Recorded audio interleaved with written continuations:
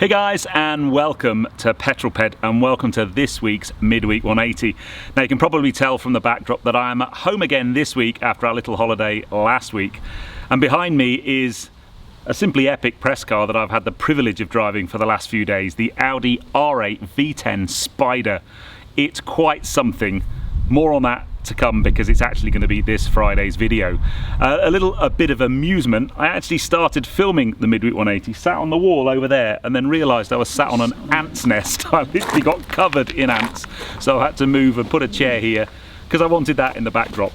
And why wouldn't you? Anyway, if you've not seen one of these before, this is my midweek update where I bring you my news, views and information about upcoming reviews, all filmed in one take.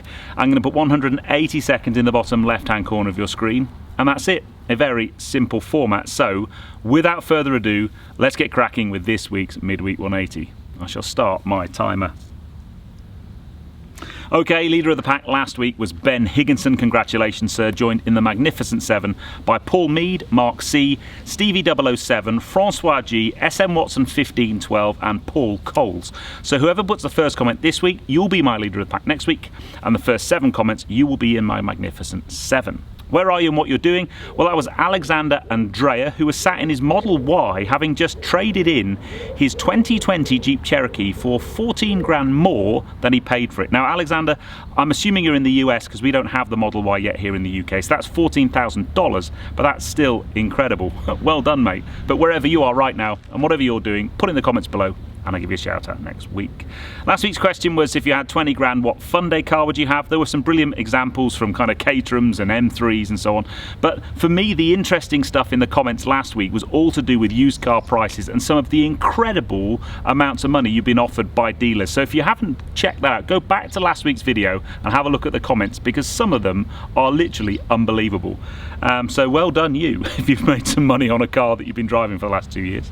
This week's question, triggered by Lamborghini announcing the new Countach this week, but if you could take an old car from the past that they don't make anymore and reimagine it as new, relaunch the name, what would it be? Which car would you choose? Formula 1 news announced today they have cancelled the Japanese Grand Prix because of COVID, which I think is a great shame. Formula E news, so Nick de Vries became the Formula E World Champion this week, or weekend just gone. I'm still struggling to get into Formula E, although the last race was really, really good. It was absolutely epic to watch. I also wanted to a quick shout out for MotoGP, the whole Maverick Vinales thing. I don't know if you've been aware of that, but Yamaha basically kicked him out the team for purposefully damaging his bike at the end of the Styrian MotoGP race. There are some clips on YouTube for it, but basically he didn't ride particularly quickly over the last few laps, but was over revving the engine and then came in and said he had problems with the engine. Unfortunately, he forgot there was a GoPro mounted to the bike.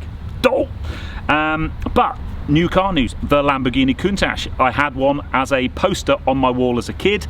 Sadly, very disappointed when I grew up and got to sit in a 5,000th anniversary Countach and I actually couldn't fit in it. But the new one is out, epic looking car. It's called the Countach LPI-800-4, powered by a 6.5 litre naturally aspirated V12, 770 bhp. It's also got a 48 volt motor sitting between the engine and gearbox. I'm guessing that's doing torque fill. That's 34 horsepower. 0 to 60 in 2.8 seconds, 221 miles an hour, and it only weighs 1,595 kilos dry, which isn't too bad for a kind of hybrid. Sadly, they're only making 112. They're going to be over 2 million euros each, and they're all sold out. Ran out of time, but I'm just still gutted. I would have ordered one of those. But yes, anyway, if you've not seen the video I put up on Monday, I did freak a few people out because I put a video on Monday up that I actually filmed when I had the Kia Sorento. I filmed that video some 2 months ago, but it's just sat in the to edit file. I've had so many videos to kind of put to the channel. It just didn't have a natural time slot, so I put it up on Monday and it's going down really, really well so far. I will be filming with the Hyundai Tucson tomorrow. Actually, it's sat, you probably can't see it, sat in the garage just behind me. Brilliant, brilliant car. And then this Friday's video at 6, Friday feature powered by H&H Classics, will be that bad boy. 620 PS, four-wheel drive. But I'm just going to be asking a simple question. Could that be the last grey Audi? If you're a petrol head, it probably is. They're not going to make the R8 with a normal petrol engine anymore. We've got the e-tron GT, which is a very cool car, but that's obviously all electric. So that could be the last purely petrol powered supercar that Audi make. In fact, it probably will be. And it's quite sad, really, because it's epic. And I have to say, I'm not putting any spoilers out. I haven't recorded the video yet. I'll be doing that today. As a modern car with all the kind of filters and all the types of hoops that they have to jump through for economy, that thing sounds absolutely epic. Really, really does. Anyway, I'm well over time, but hey. A lot of you people say, you guys say, why don't you know, the 180 seconds, you're always over, why don't you make it 360? I do it for a bit of fun. I challenge myself to try and get it into the 180 seconds. I never manage it, but it's a bit of fun. Anyway, I am going to finish there because I am rambling. I hope you've enjoyed that one. If you have done so, please give me a thumbs up. Comments below are always welcome, and if you haven't done so already, please subscribe to Petrol for plenty more content to come, and I'll see you on the next film, which is this Friday at 6 PM for that. The Audi R8 V10 Spyder. It's a really nice one as well. It's the carbon black performance edition. Lots of spec, lots of carbon fibre, lots of noise. I'll see you on that one, guys. You take care.